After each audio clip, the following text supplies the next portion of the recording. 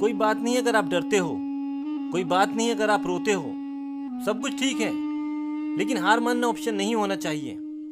ये लाइन है मुनीबा मज़ारी की, जिनकी लाइफ के बारे में जानकर ही सीधा मेरे दिमाग में आया कि इसको जीवन क्लॉक पे पब्लिश करो। तो अभी आपको मैं उनकी सक्सेस स्टोरी बताने वाला हूँ। मुनीबा मज़ारी जब 18 ईयर की थी तब उनकी शादी हो गई। मुनीबा मज़ारी रूढ़िवादी फैमिली से बिलोंग करती हैं, जो कि पहले की सोच के होते हैं, जहाँ बेटी ना नहीं कह सकती। उनके फादर चाहते थे कि वो शादी करें। मुनीबा मज़ारी ने कहा जिसमें आपकी खुशी हो, और मुनीबा मज़ारी ने शादी कर ली, जो कि एक हैप्पी मैरिज नहीं थी। शादी के 2 ही साल बाद मुनीबा मज़ारी का कार एक्सीडेंट हो गया। मुनीबा मज़ारी के हस्बैंड ड्राइविंग के वक्त सो गए, कार खाई में गिरी।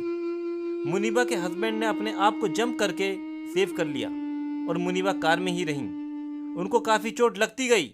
उनके सीधे हाथ की कोहनी की हड्डी फ्रैक्चर हो गई थी, कलाई फ्रैक्चर हो गई थी, कंधे और गर्दन की हड्डी फ्रैक्चर हो गई थी, पूरा पंजा फ्रैक्चर हो गया था।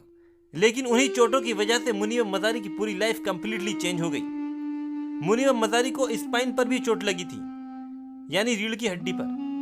कुछ लोग बचाने के लिए आए थे। मुनीबा को कार से बाहर निकाला, उन्हें सीपीआर दिया। मुनीबा मज़ारी के लिए 2.5 महीने हॉस्पिटल में बहुत ही भयानक थे। मुनीबा ने आस ही छोड़ दी थी। एक दिन डॉक्टर ने मुनीबा मज़ारी को कहा, मैंने सुना है कि आप एक आर्टिस्ट बनना चाहते थे, लेकिन हाउसवाइफ होने की वजह से आपने ये सब कुछ छोड़ दिया।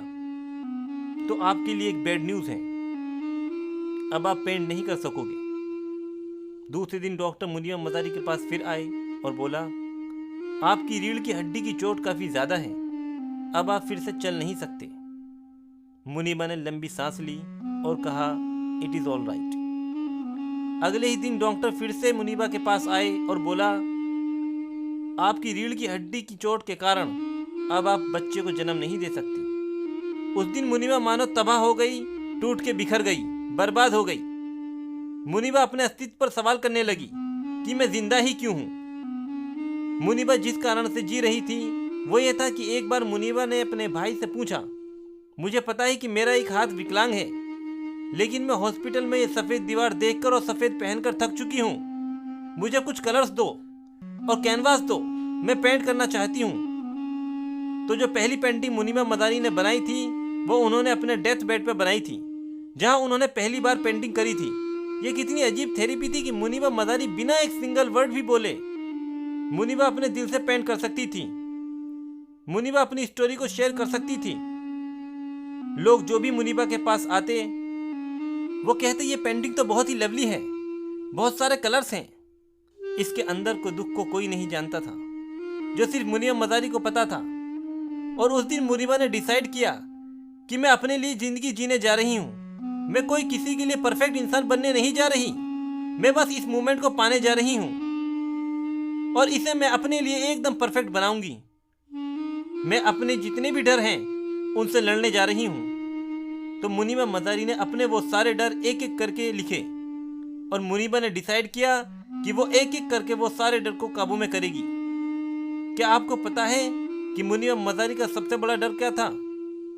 वो था डिवोर्स। लेकिन जब मुनीबा ने ये डिसाइड किया तब ये कुछ भी नहीं था, बस एक डर था। मुनीबा ने अपने आप को मुक्त कर दिया और उसे फ्री किया, और मुनीबा मज़ारी ने अपने आप को इमोशनली इतना स्ट्रांग बना लिया था कि जब मुनीबा मज़ारी को पता चला कि वो शादी करने जा रहा है, मुनीबा ने उसे टेक्स्ट भेजा कि मैं बहुत खुश हूँ and wish you all the best. और वो जानता है कि मुनीबा आज भी उसके लिए दुआ करती है। दूसरा सबसे बड़ा डर था वो ये था कि मुनीबा मज़ारी अब मां नहीं बन सकती, जो कि मुनीबा मज़ारी के लिए थोड़ा भयानक डर था। लेकिन फिर मुनीबा मज़ारी ने एहसास किया कि ऐसे बहुत सारे बच्चे हैं इस दुनिया में जो चाहते हैं कि उन्हें कोई गोद ले ले।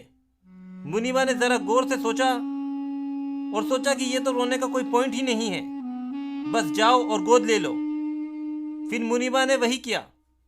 मुनीबा मज़ारी ने अपना नाम तरह तरह के ऑर्गेनाइजेशन अनाथालय में दिए और पेशेंस के साथ में वेट किया।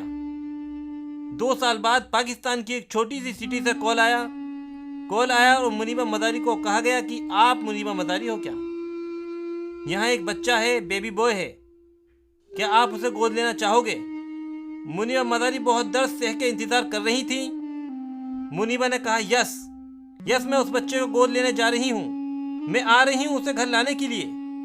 उस वक्त नील 2 साल का था जब गोद लिया गया था, और मुनीबा मदारी ने जब ये सब अपने बारे में बताया तब नील यानी वो बच्चा 6 साल का हो चुका था। फिर मुनीबा मदारी ने लोगों के सामने आने का डिसीजन लिया और पेंट करना शुरू किया।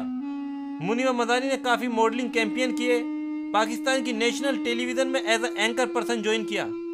मुनीबा मदारी यूएन वोमेन पाकिस्तान के लिए नेशनल ग्लोबल गुडविल एम्बेसडर बनी, और आज मुनीबा मदारी वोमेन और चिल्ड्रन के हक के लिए स्पीच देती हैं। मुनीबा मदारी 2015 में बीबीसी में टॉप 100 वोमेन में फीचर हुई। 2016 में फोर्ब्स अंडर 30 की लिस्ट में आई। आज मुनीबा मदारी पाकिस्तानी आर्टिस्ट हैं, मॉडल हैं, एक्टिविस्ट हैं, मोटिवेशनल स्पीकर हैं, सिंगर हैं एंड टेलीविजन होस्ट हैं। मुनीबा मदारी कहती हैं, जिन्हें आप जरा ध्यान से सुने, if you think your life is hard, your life is unfair, think again. लोग कहते हैं फेलियर एक ऑप्शन नहीं होना चाहिए।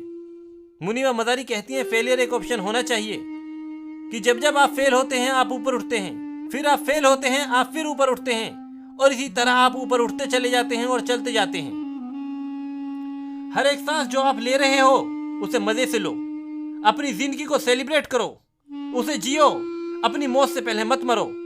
असली खुशी जो है वो ग्रेटिट्यूड में छिपी है, यानी शुक्रगुजार करना। तो ग्रेटफुल रहो और जिंदा रहकर हर पल को जियो। इस वीडियो को लाइक करें और शेयर करें।